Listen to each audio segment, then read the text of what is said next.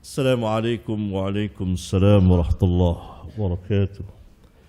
Belakangan ini bermunculan ustadz-ustadz muda yang menisbatkan dirinya sebagai da'i salafi.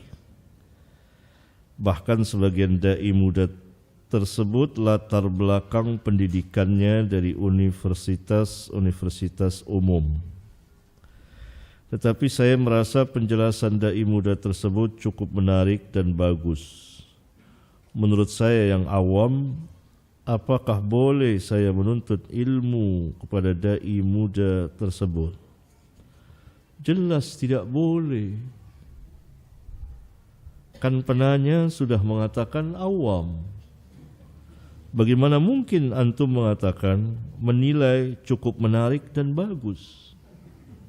Apakah di dalam Islam penilaian orang awam itu diterima? Tidak boleh. Yang menilai, yang menetapkan ahli ilmu. Allah memuji para sahabat dan menetapkan para sahabat utul ilm. Nabi yang menetapkan para sahabat agar menjadi da'i. Beliau bersabda, liyuballigh syahidu minkumul ghaib. Hendaklah orang yang hadir di antara kamu menyampaikan kepada yang tidak hadir. Andai penanya tahu seperti yang saya tahu, tentu dia tidak akan mengatakan demikian.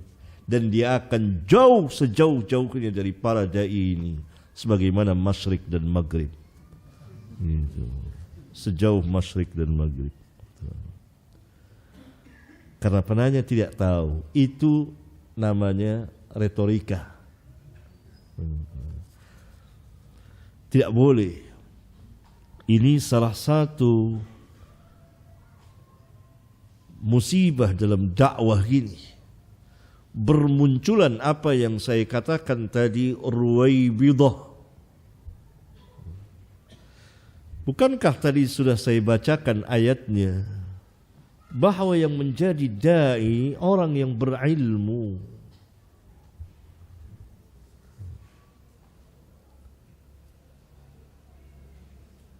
Ud'u ila sabili rabbika bil hikmah. Ajaklah ke jalan Rabbmu dengan hikmah. Dengan penuh dengan ilmu. Bagaimana mungkin seorang yang tidak berilmu tahu dengan hikmah, tahu dengan mau'izatil hasanah, apalagi wajadilhum billati hiya ahsan. Bagaimana mungkin mengamalkan ayat qul hadhihi sabili ad'u ila Allah ala basiratin atas dasar ilmu. Tidak boleh. Karena itu perkataan penanya tidak dianggap di dalam Islam. Walaupun banyak yang mengatakan seperti tidak boleh.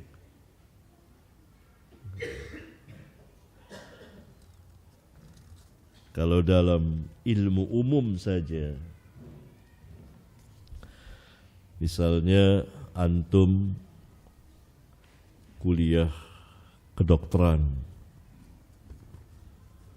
sampai lulus, yang menyatakan antum dokter siapa?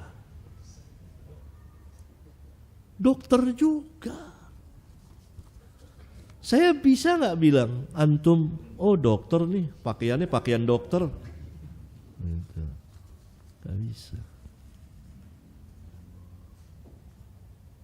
Saya yang bukan dokter nih, mudah aja saya beli buku-buku kedokteran, saya baca, catat-catat,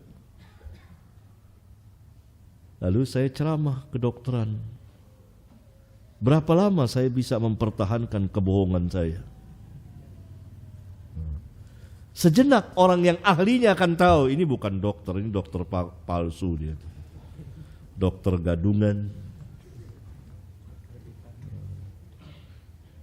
Itu dalam ilmu umum. Bagaimana dalam ilmu din? Tentu jauh lebih besar yang berkaitan dengan surga dan neraka, yang berkaitan antara hidayah dan kesesatan. Dalam ilmu umum saja, orang awam tidak boleh menilai seseorang, nggak boleh.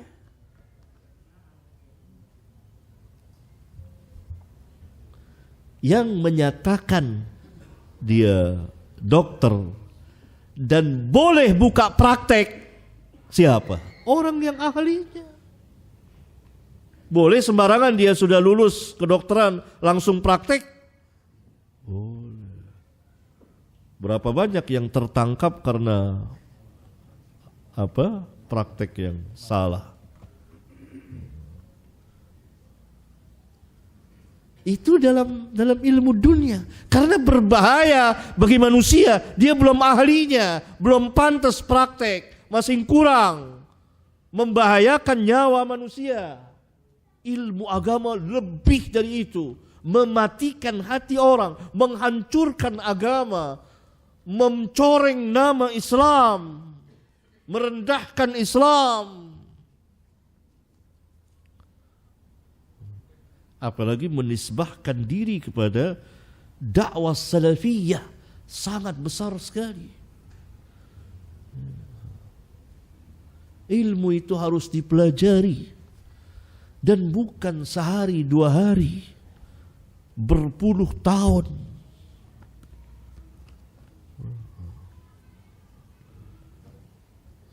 Orang alim, kata ulama, apabila tidak disaksikan kealimannya oleh orang alim juga, maka dianggap dia tidak ada. Itu dalam Islam, dianggap tidak ada. Harus ada yang menyaksikannya, dia alim.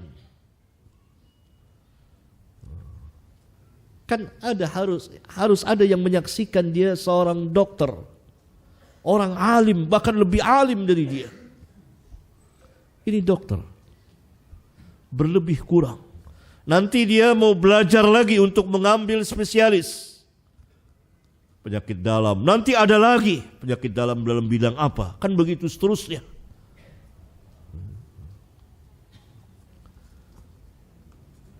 Dalam dakwah salafiyah tidak seperti itu, ikhwan, khususnya penanya. Ini hanya ada di manhaj yang bukan manhaj salaf.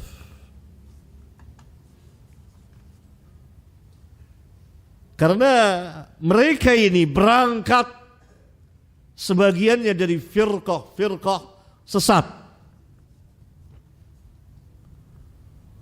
Dan saya tahu sebagiannya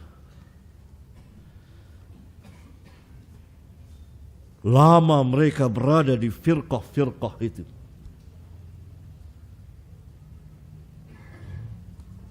Kemudian mereka mengikuti pengajian-pengajian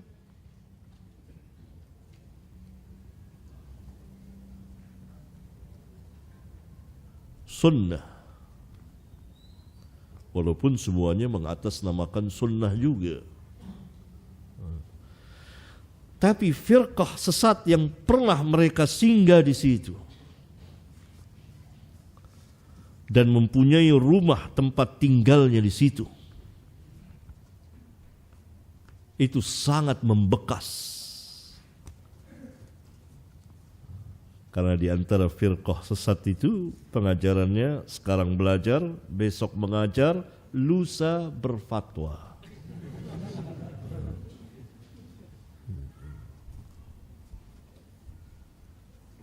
Ini sangat berbahaya.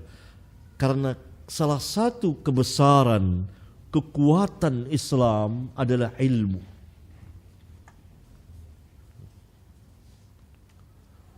Islam tegak dengan ilmu. Apa kata Allah? Wala taqfu ma laysa laka bihi ilm.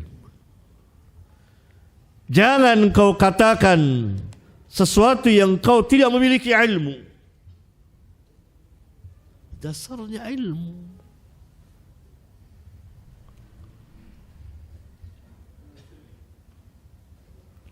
Allah Subhanahu wa taala perintahkan untuk bertanya kepada ahli ilmu. Fas'alu ahla dzikrin kuntum la ta'lamun. Tanyalah kepada ahli ilmu jika memang kamu tidak tahu. Allah mewajibkan dua golongan manusia dalam ayat ini. Fas'alu ahla dzikri in kuntum la ta'lamun. Pertama, orang yang tidak tahu belajar, bertanya dan seterusnya. Yang kedua, orang yang tahu mengajar, menjawab dan seterusnya, orang alim. Ya.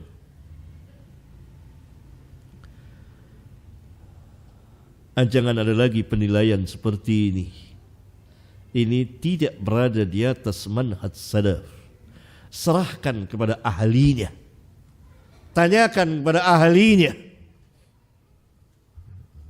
Sebagaimana dalam ilmu-ilmu umum, antum kembalikan kepada ahlinya. Apa antum kalau motor antum rusak, antum bawa ke restoran, kemana antum bawanya? Bengkel.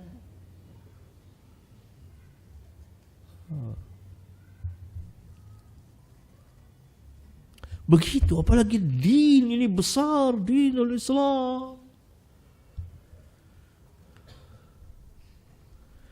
Ini yang sangat diperangi oleh kaum salaf.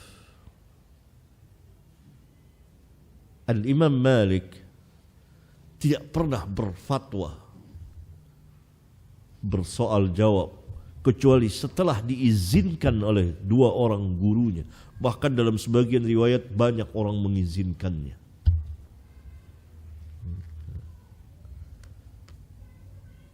Kalau sekarang ini siapa yang mengizinkan mereka ini? Siapa yang menyaksikan mereka ini? Berilmu atau tidak, dakwah. Ini sangat berbahaya di dalam Islam. Seorang harus menuntut ilmu, belajar, berilmu, berdekat dengan ahli ilmu, dan disaksikan oleh ahli ilmu, dan diperintah oleh ahli ilmu untuk mengajar. Ini din, agama.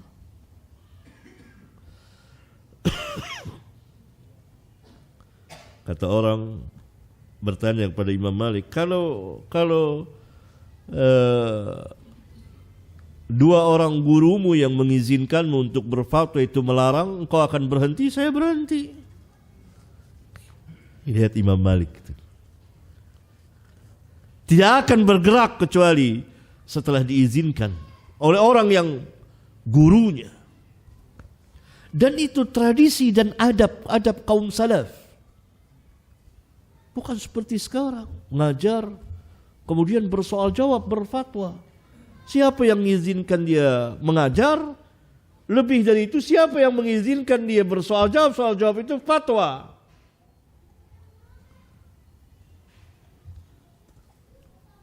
Maka yang patut kita ucapkan, inna lillahi wa inna ilaihi raji'un. Ini musibah. Tapi ada kabar gembira bahwa sebagian pemuda-pemuda kita yang tidak masuk dalam kelompok Ruwaibidah ini belajar dan belajar. Dari anak-anak kita yang memang betul-betul belajar. Dan kita berharap pada Allah Subhanahu wa taala bahwa nanti ada orang-orang yang berilmu, lebih berilmu lagi dari kita, yang mendakwakan dakwah yang besar ini, dakwah salafiyah, bukan didakwakan oleh Ruwaibidah. Dan ini banyak sekali menisbatkan diri kepada dakwah salafiyah, padahal itu bukan dakwah salafiyah.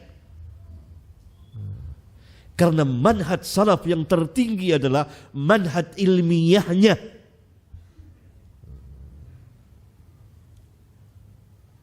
Karena Islam tegak dengan ilmu.